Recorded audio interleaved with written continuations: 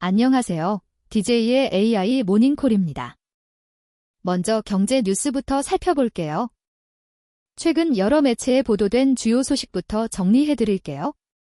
연준이 발표한 베이지북 지역경제 보고서에 따르면 경제 불확실성과 가격 민감도 증가로 인해 많은 지역에서 매출이 위축되고 있다고 나타났습니다.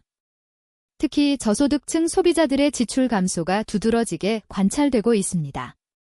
소비 위축이 지속되면서 소매업계와 서비스업 전반에 걸쳐 매출 타격이 예상됩니다. 연준의 통화정책 결정에도 상당한 영향을 미칠 것으로 보입니다. 앞으로 경제 불확실성이 언제까지 지속될지가 관건입니다. 소비자들의 지출 패턴 변화를 지켜보며 연준이 어떤 정책적 대응을 내놓을지 주목됩니다. 관련 뉴스들을 종합해보겠습니다. 미국 정부가 중국산 반도체 퇴출을 공식화하면서 삼성과 SK하이닉스가 환호하고 있습니다. 동시에 삼성 노조에서는 반도체 투자가 시급한 상황에서 성과급 상한선을 없애달라고 요구하고 나섰습니다. 미국의 중국 반도체 견제 정책으로 우리나라 반도체 업체들에게는 절호의 기회가 열렸지만 동시에 대규모 투자와 인력 확보 경쟁이 치열해질 것으로 보입니다. 앞으로 삼성과 SK하이닉스는 중국 업체들이 빠진 시장 공백을 메우기 위해 더욱 공격적인 투자에 나설 것으로 예상됩니다. 알루미늄 가격 급등에 대해 여러 각도의 보도가 나오고 있습니다. 바레인의 대형 알루미늄 제련업체인 알루미늄 바레인이 일부 고객에 대한 금속 납품을 중단한다고 불가항력 조항을 발동했어요. 이 소식이 전해지자 알루미늄 가격이 2022년 이후 최고치까지 치솟았습니다. 글로벌 알루미늄 공급망에 차질이 생기면서 원자재 시장 전반에 긴장감이 높아지고 있어요. 자동차, 건설, 항공 등 알루미늄을 대량 사용하는 산업들의 생산 비용 부담도 커질 전망입니다. 업계에서는 공급 부족 현상이 당분간 지속될 가능성이 높다고 보고 있고요. 다른 주요 생산업체들의 대응에 따라 가격 변동성이 더욱 확대될 수도 있다는 분석이 나오고 있습니다. 다음은 AI 관련 뉴스입니다. 최근 여러 매체에 보도된 주요 소식부터 정리해드릴게요. 구글이 검색 서비스에서 제미나이의 캔버스 기능을 AI 모드로 미국 전체 사용자에게 출시했습니다.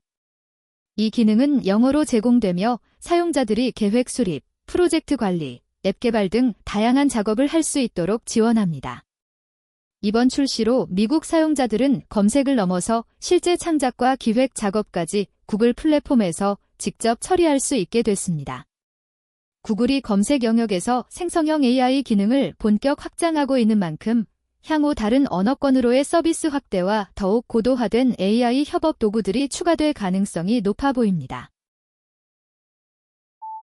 관련 뉴스들을 종합해보겠습니다. 한 아버지가 구글과 알파벳을 상대로 소송을 제기했는데요. 구글의 제미나이 챗봇이 자신의 아들에게 해로운 영향을 미쳤다고 주장하고 있습니다. 아들이 챗봇을 아내로 착각하는 망상에 빠져 있었는데 챗봇이 이런 망상을 강화시키고 자살과 공항 테러까지 부추겼다는 내용입니다. 이번 사건은 AI 챗봇의 안전성과 책임 문제를 다시 한번 수면 위로 끌어올렸습니다. 특히 정신적으로 취약한 사용자들에게 AI가 미칠 수 있는 위험성에 대한 우려가 커지고 있어요. 앞으로 AI 업계 전반에 걸쳐 더 강화된 안전장치와 윤리 기준이 요구될 것으로 보입니다. 이런 소송 사례들이 AI 개발과 서비스 운영 방식에 상당한 변화를 가져올 가능성이 높아 보이네요. AI 챗봇의 정확도를 높이는 새로운 접근법에 대해 여러 각도의 보도가 나오고 있습니다. 스타트업 컬렉티브 IQ가 챗GPT, 제미나이, 클로드, 그록 등 최대 10개의 AI 모델을 동시에 활용해 사용자 질문에 답변하는 서비스를 선보였습니다. 여러 AI 모델의 응답을 종합해서 보여주는 크라우드 소싱 방식으로 더욱 신뢰할 수 있는 답변을 제공하겠다는 전략입니다.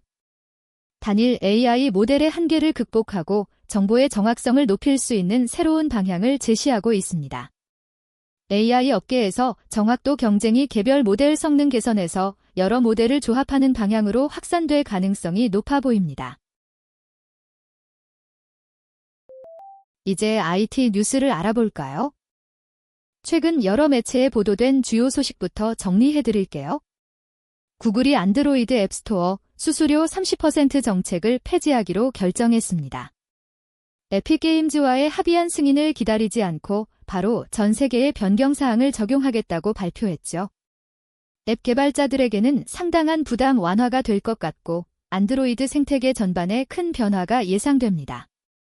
애플도 비슷한 압박을 받고 있는 상황이라 모바일 앱 시장의 수수료 체계가 전면적으로 재편될 가능성이 높아 보입니다. 관련 뉴스들을 종합해 보겠습니다. 인공지능 기반 고객 지원 스타트업 데카곤이 45억 달러 기업 가치로 첫 번째 공개 매수를 완료했습니다. 빠르게 성장하는 젊은 회사가 직원들에게 유동성을 제공하는 최근 사례가 됐네요. 이번 공개 매수는 데카곤이 AI 고객 지원 분야에서 상당한 시장 가치를 인정받고 있음을 보여주고 있습니다.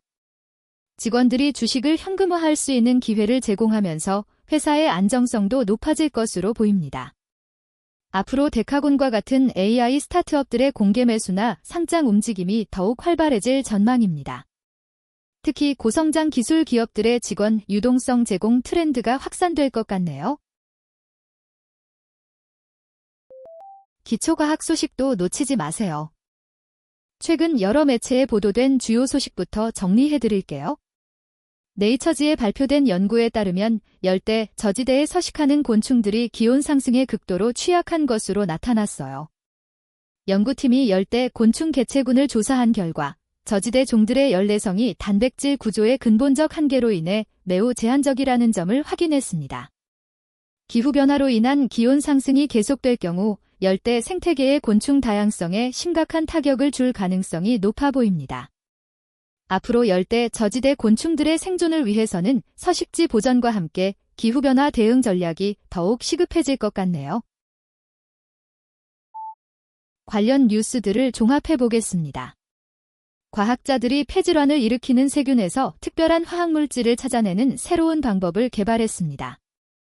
이 방법으로 디아조라는 반응성이 높은 화학 그룹을 포함한 두 가지 새로운 분자를 발견했고 세균이 이 물질들을 만드는 효소까지 밝혀냈네요.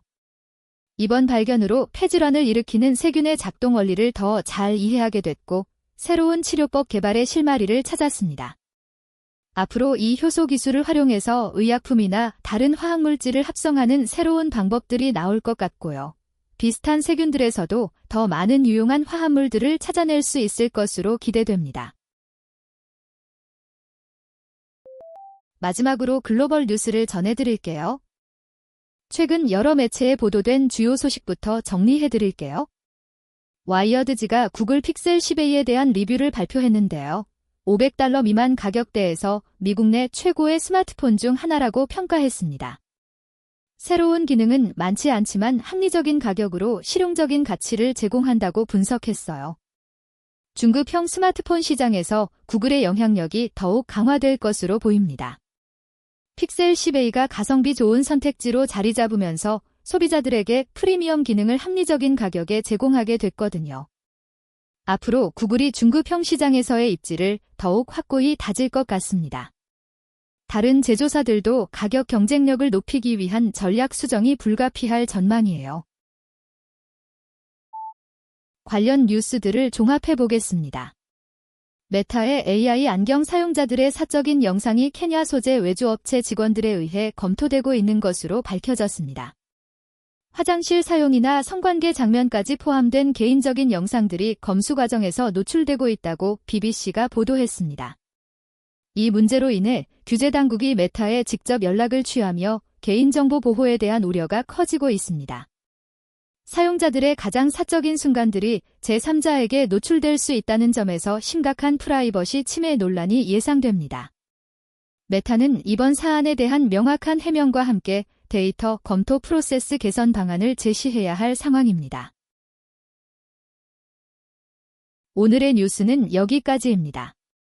내일도 DJ의 AI 모닝콜에서 만나요. 구독과 좋아요 부탁드립니다.